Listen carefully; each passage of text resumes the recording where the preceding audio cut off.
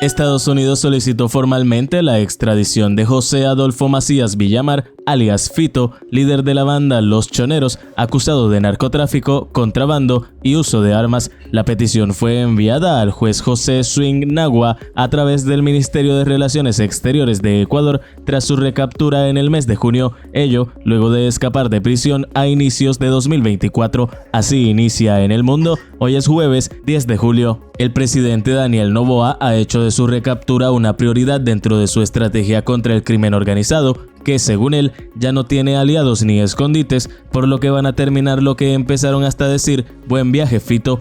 Aunque el gobierno ecuatoriano niega haber negociado su entrega, medios colombianos sostienen que Fito habría revelado su ubicación bajo ciertas condiciones, entre ellas que la embajadora de ese país fuera garante de su entrega. Su extradición está ligada a vínculos del mismo con el cártel de Sinaloa y una red internacional de tráfico de cocaína. Este caso ha generado una búsqueda por parte de Ecuador para fortalecer su cooperación judicial con Estados Unidos en el combate al narcotráfico. El presidente boliviano Luis Arce expresó su confianza en que el pueblo elegirá un gobierno popular en las elecciones del próximo 17 de agosto que defienda a los más pobres. En una rueda de prensa, defendió al movimiento al socialismo como el único instrumento político para proteger sus intereses, a pesar de que las encuestas sitúan al partido oficialista en los últimos lugares. Arce advirtió sobre las consecuencias de un posible regreso al neoliberalismo, que según él provocaría desempleo de cientos de miles de personas, privatizaciones de empresas públicas y un impacto inflacionario que afectaría principalmente a los sectores más vulnerables. Además, afirmó que las elecciones deben realizarse de forma pacífica en medio de tensiones internas en el MAS y amenazas de sectores afines a Evo Morales. El mandatario renunció a su reelección y el movimiento ahora apuesta por Eduardo del Castillo como candidato. Esto mientras figuras como Andrónico Rodríguez y el propio Morales, aunque inhabilitado, también buscan postularse. Arce indicó que, una vez concluya su presidencia en noviembre, volverá a la docencia universitaria para seguir denunciando acciones gubernamentales que, según él, perjudiquen al pueblo. 10 hombres fueron condenados en México a 141 años de cárcel por su responsabilidad en delitos cometidos en el Rancho Izaguirre vinculados al cártel Jalisco Nueva Generación. Un tribunal del estado los halló culpables de desaparición simple y agravada, así como homicidio calificado, tras ser detenidos en septiembre de 2024 en un operativo de la Guardia Nacional. Además, deberán pagar cerca de $70,000 como reparación del daño. Este representa uno de los fallos más duros contra el crimen organizado en el estado de Jalisco, tras un proceso oral que inició el 1 de julio y se prolongó durante una semana de audiencias. Esto en un caso que ha intensificado la presión sobre el gobierno mexicano ante la crisis de desapariciones en el estado. Allí, hay que destacar, colectivos como Guerreros Buscadores han encontrado fosas con cientos de restos humanos. Estudiantes y familiares exigen mayor seguridad y agilidad en la identificación de cuerpos a pesar de estos hallazgos, mientras las autoridades niegan que el rancho funcionara como crematorio clandestino, aunque eso sí, reconocen que era un centro de adiestramiento criminal. Jalisco lidera las cifras nacionales de personas desaparecidas con más de 15,000, de un total de casi 130,000 desde la década de 1960. El primer ministro israelí Benjamin Netanyahu reafirmó tras su segunda reunión con Donald Trump en Washington que Israel está decidido a cumplir todos sus objetivos en Gaza. Señaló que estos incluyen liberar a los rehenes israelíes y eliminar las capacidades militares y de gobierno de Hamás.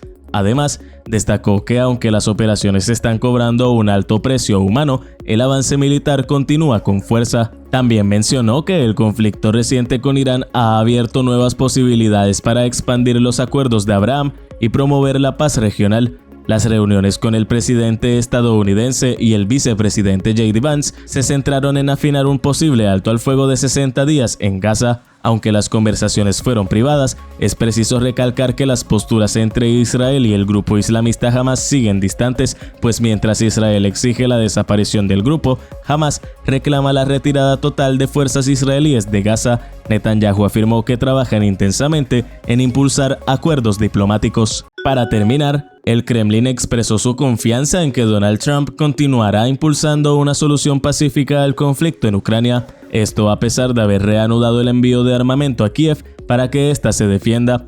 A través del portavoz Dmitry Peskov, Moscú destacó recientes declaraciones del presidente estadounidense, quien admitió que el conflicto es más complejo de lo que pensaba inicialmente. A pesar de ello, el mandatario de la potencia norteamericana ha vuelto a criticar a Putin y contempla sanciones más severas contra Rusia con el fin de detener los ataques. El Kremlin mantiene la disposición de dialogar con Washington para reparar las relaciones bilaterales y volver a la normalidad de modo paulatino.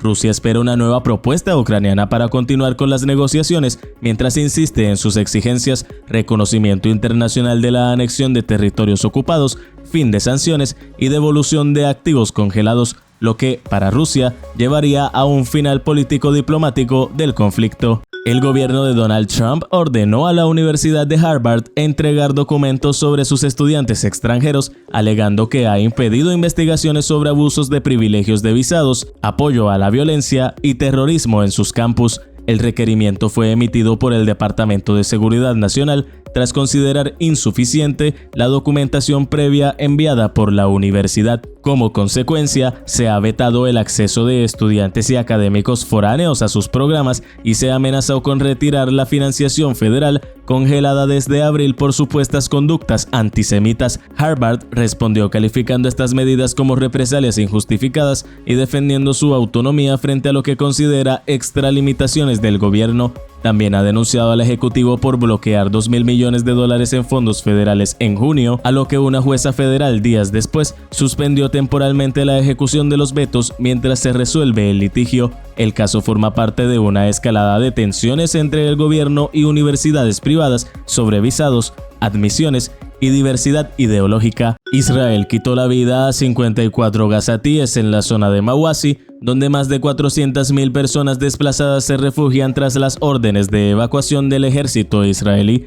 El hospital Nasser recibió los cuerpos luego de que 13 tiendas de campaña fueran bombardeadas, así lo confirmó Zaher Al-Waheidi, director de la unidad del Ministerio de Sanidad a cargo del recuento de fallecidos en el enclave. Aunque Mawasi fue considerada una zona segura en 2024, el ejército ha mantenido ataques constantes y desde marzo de 2025 les retiró ese estatus. Las fuerzas israelíes afirman haber atacado más de 100 objetivos en toda Gaza, incluyendo túneles y lanzaderas de misiles. Mientras Netanyahu discute una posible tregua en Washington, los ataques continúan y las operaciones israelíes ya controlan, de acuerdo con el ejército, el 65% de Gaza.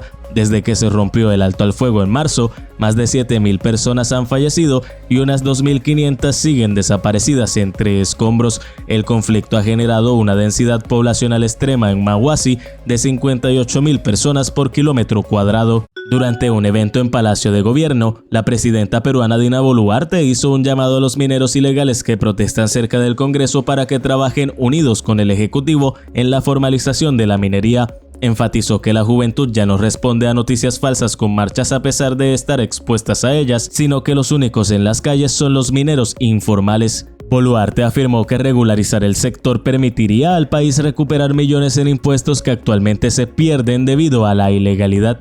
Los manifestantes que, entre otras, pernoctan en inmediaciones de la avenida Abancay cerca del Palacio Legislativo, exigen la renovación del Reinfo y apoyo a la nueva ley MAPE que regula la pequeña minería y la minería artesanal.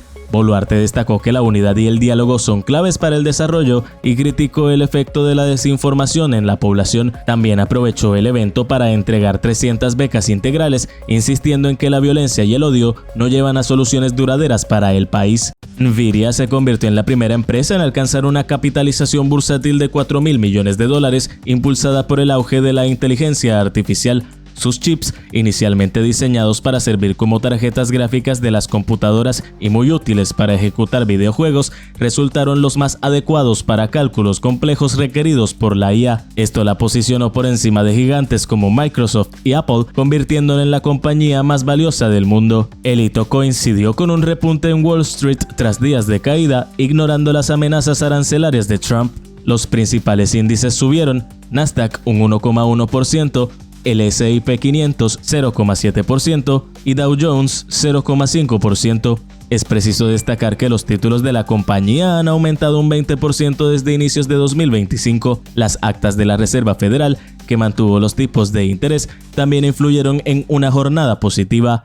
Soy Juan Pablo Guzmán Pérez y esto es lo que pasa en el mundo.